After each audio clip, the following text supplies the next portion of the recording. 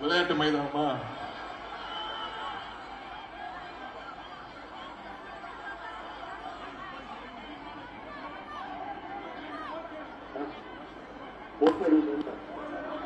Both சைடுல road அமைச்சு கொடுக்கணுமா? பிரிட்ஜா? நான் தான் சொல்லிட்டேன்ல, 5 லட்சம் வாக்கு வித்தியாசத்துல ஜெயிக்க வைங்க. நான் உத்தரவாதம் கொடுக்கறேன். நான் அதை செஞ்சு கொடுக்கறேன். செய்யலன்னா கேளுங்க. சரியா? உங்க பேர் என்ன? உங்க பேர் என்ன? அம்சாவா? உஷா? அவங்க கிட்டதான்ப்பா சொல்றாங்க அம்சா. நீங்க தான்ப்பா மாத்தி பேசுற. அம்சா, திருமதி சகோதரி அம்சா, நீங்க மட்டும் 5 லட்சம் வாக்கு வித்தியாசத்துல ஜெயிக்க வச்சிட்டீங்கன்னா கண்டிப்பாக நீங்க சொல்லுகின்ற கோரிக்கையை நான் நிறைவேற்றி கொடுக்கிறேன். சரியா? பஸ் போனாரு நீங்க தானேம்மா. எங்க பார்த்தாலுமே ஸ்டாலின் பஸ் தான் ஓடிட்டு இருக்கு. எங்க பார்த்தாலுமே பிங்க் பஸ் தான் ஓடிட்டு இருக்கு. அந்த பஸ் முழுக்க பஸ் நிக்க மாட்டேங்கிறாங்களா?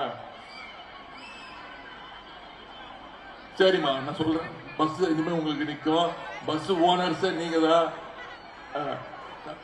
அப்போ நம்முடைய தலைவர் அவர்கள் தான் கோவிட் ஊசி, அப்போ நடிகர் திரு விவேக் இருக்காருல்ல, அவரு கோவிட் ஊசி போட்டு 2 நாள்ல இறந்து போயிட்டாரு.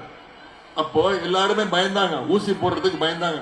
கோவிட் ஊசி போட்டா உயிருக்கு ஆபத்துன்னு சொல்லி எல்லாரும் பயந்தாங்க. ஆனா நம்முடைய தலைவர் அவர்கள் கோவிட் ஊசியை போட்டு மருத்துவ விழிப்புணர்வை ஏற்படுத்தி, இன்னும் சொல்ல போனா கோயம்புத்தூர்ல இருக்கக்கூடிய கோவிட் வார்டுக்குள்ள பிபிஇ கிட்ட போட்டுக்கிட்டு உள்ள போய் அங்க இருக்கக்கூடிய கோவிட்ல பாதிக்கப்பட்ட நோயாளிகள் அவங்களுக்கு சரியான மருத்துவம் பார்க்கப்படுதான்னு இந்தியாவிலேயே கோவிட் வார்டுக்குள்ள போய் ஆய்வு செஞ்ச ஒரே முதலமைச்சர் நம்முடைய தலைவர் அவர்கள் தான்.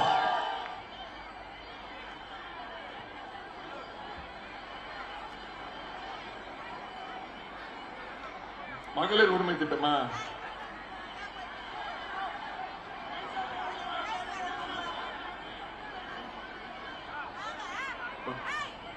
டாஸ்மாக் வைன் ஷாப்பை மூடணுமா?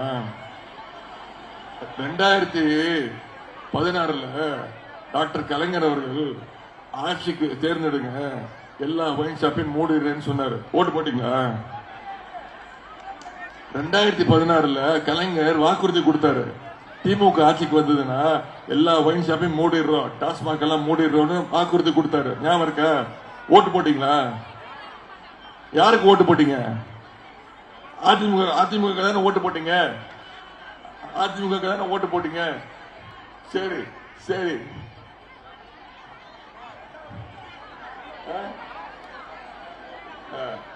அதே மாதிரி இப்போ அந்த கலைஞர் மகளிர் உரிமை தொகை திட்டம் 1,16,00,000 மகளிருக்கு இந்த திட்டம் போய் சேர்ந்துட்டு இருக்கு. மாசம் மாசம் 1000 ரூபாய் போய் சேர்ந்துட்டு இருக்கு. அம்மா, சில இடங்கள்ல குறைகள் இருக்கு, சில பேருக்கு வரல. எல்லாரும் என்ன சொல்றாங்க? பக்கத்து வீட்டு பெண்ணுக்கு வந்துருச்சு, எனக்கு வரல, எனக்கு வந்துருச்சு, எதிர் வீட்டு பெண்ணுக்கு வரலன்ற குறைகள் இருக்கு. அம்மா, இது மிகப்பெரிய திட்டம். மொத்தம் விண்ணப்பிச்சவங்க 1,60,00,000 பேர். அதுல இப்ப 1,16,00,000 பேருக்கு கொடுக்கப்பட்டிருக்கு. விரைவில் நான் உறுதிமொழி கொடுக்கிறேன், விரைவில் தேர்தல் முடிஞ்சு 2-3 மாசத்துல இந்த குறைகள்லாம் சரி செய்யப்பட்டு கண்டிப்பாக 100% இந்த 1,60,00,000 மகளிருக்கு நம்முடைய தலைவர் மகளிர் உரிமை தொகை கொடுப்பார். ஏமா, 1,18,00,000 மகளிருக்கு கொடுக்க தெரிஞ்சவருக்கு 1,60,00,000 பேருக்கு கொடுக்க தெரியாதா? இங்க இருக்கிற யாருக்குமே மகளிர் உரிமை தொகை வரலையா?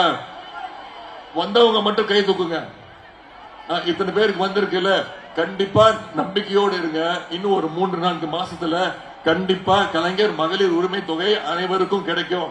அதே போல நாம இந்த நேரத்தில் நாம செஞ்சிருக்கக்கூடிய சாதனைகளை, திட்டங்களை பத்தி சொல்றோம். நான் ஒன்னே ஒண்ணு கேட்கிறேன், நம்முடைய எதிரணியில் இருக்கக்கூடிய